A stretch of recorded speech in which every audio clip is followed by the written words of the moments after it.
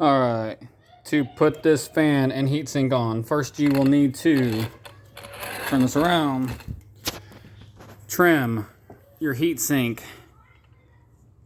If you can see it right in there where my finger's at, you can see where I had to use a grinder and kind of grind back. And that was because there's a little tiny screw next to this one that sits actually over here. I don't have it in there anymore, but when it was there, when it was stock, there's a little tiny button screw right underneath.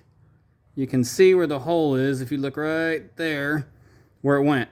So you have to grind back some of this heatsink for it to fit where that screw is. Now that's the stock set screw. When you have a 10-tooth pinion in here on this motor, that set screw makes it to where you cannot adjust your mesh. Now I upgraded mine to an 11-tooth, so that screw is now gone, and this is now my adjustment. This here. So you will have to take that pinion out, that button screw, and take this loose. You don't have to take this all the way off. Just take this one loose, and this will pop up here, and on the back side there's a little pin that the motor will just kind of slide over and pop out of there. It's just like a little groove that sits in on this side. This is the only two that hold the motor in. Then you can lift the whole thing out, and then you can set your plate underneath. And then when you put your heatsink, after you've got it cut where you need it, you don't need a whole lot. I've seen some guys cut, honestly, way too freaking much, in my opinion, out of this heatsink. You only need, I only literally grind it down about 1/2 inch by 1/2 inch, maybe, if that. So when you set this back, when you put these motor screws back in, man, and I've got to adjust my fans because apparently laying them flat on there is wrong, according to some people.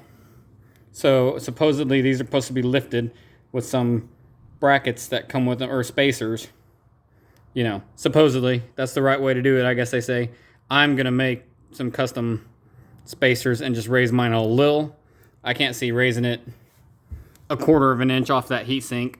As you can tell, they're right sort of flat. So I'm gonna use probably just some small washers, small spacers, and just bring it up more of like 1/8 of an inch instead, just to give it airflow, but not lose all my air out around my motor, obviously. But anyways, when you put the plate in there, just put these screws on a little bit and a little bit there until you get the back ones in and all 4 of them are threaded, and then you can tighten them down. But that's how you do it. So shave that one first, shave that hole there, shave some of that, heat sink off, then set it in there. Then you can put your set screw, you'll have room to put your set screw back in and tighten this one back down. Screw these, set those in, put your fans on. Then they will, I have mine all tied up nicely, but they'll wire together and they'll go into, sorry, my camera's kind of crappy. Hold on a second. That's better. They'll go into this your receiver, and they are colored too.